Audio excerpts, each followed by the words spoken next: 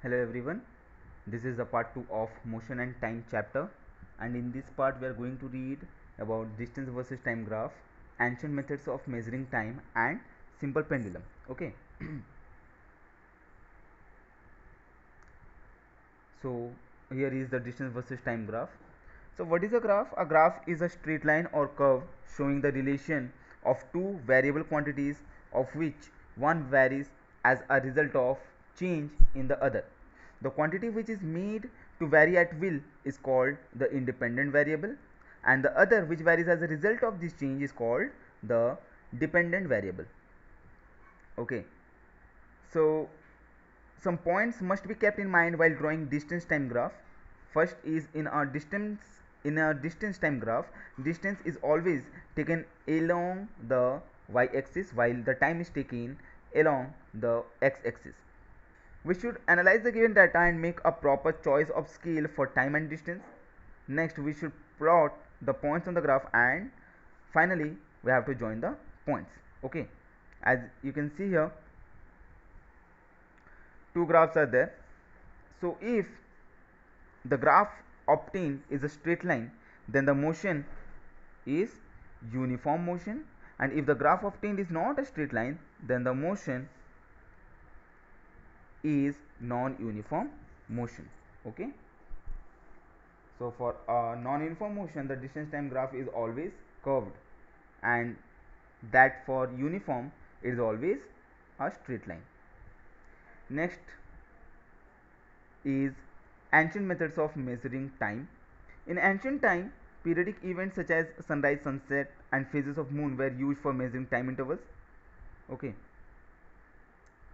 so some instruments made by ancient men are described here. First one is sundial. This one is your sundial. Okay, this is a particular kind of device that measures time by the position of the sun. It has a stick put in the center of a circular disc. The position and length of the shadow of the stick on the disc gives an indication of time. The limitation of this device is that it cannot work during cloudy weather and at night. Okay. Next is sand clock. It is consisted of two bulb shaped glass containers connected through a narrow glass tube. Sand is filled in one of the containers. The clock is kept on a plane surface with the filled container at the top. When all the sand trickles down to the lower container, a definite time period is over. And the last one is candle clock. So candle clock uses a candle with nails put into it at fixed intervals. The candle is kept on a metal plate. When the candle burns to the point where the nail is fixed, the nails fall on the metal plate, producing a sound. This happens at regular intervals and gives us or tells us about the time intervals. Okay. Next is simple pendulum.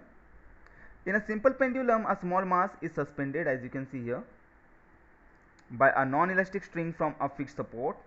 The suspended mass is called the bob of the pendulum, and it may be a small metal ball or any similar object that is free to move along with the string. When the bob attached to the thread is pulled to a side and released, it moves back and forth, as you can see here. Okay, it moving towards the A and here the C. And this to and fro motion is called periodic or oscillatory motion. Okay. Next is mean position. So mean position is the rest position. Okay, when the bob is at rest, as you can see here, B. So it is the mean position, and when the bob starts moving and it reaches to a maximum distance, and that position is known as extreme position on either side. Some terms related to simple pendulum are one complete oscillation. So what do you understand by one complete oscillation? One complete oscillation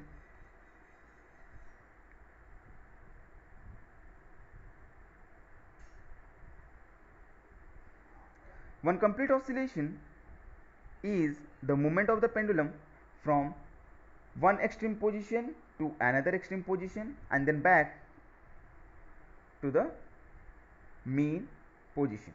Okay. if it starts from the mean position, if it starts from the mean position, then one complete oscillation means it will travel to one extreme position to another extreme position and back to the mean position, and then only we will call it as a one complete oscillation, or the bob has completed one complete oscillation. Okay, and if the bob starts moving from the extreme position, then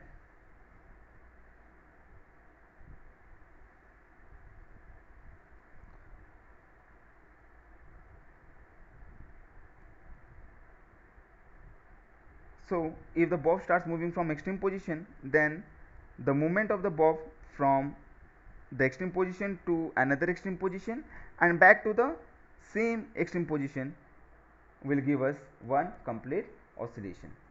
Clear? Next is time period.